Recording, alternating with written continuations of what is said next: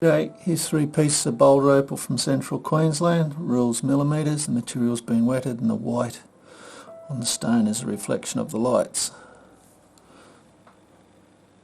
First piece, nice 2 bright electric green bars, so cut that down, make a nice stone.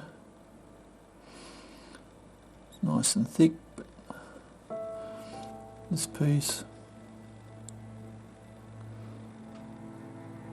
nice reds and blues through here, little bar of red there.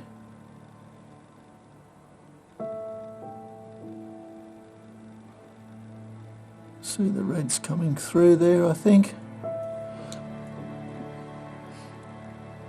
This is an orangey sort of stone. There's a hole goes back through under there. Perhaps you could make that a feature. Put a diamond in it. Whether that orange stain comes out if you go down, but it's quite a nice colour bar there. What you could do is actually cut it through there,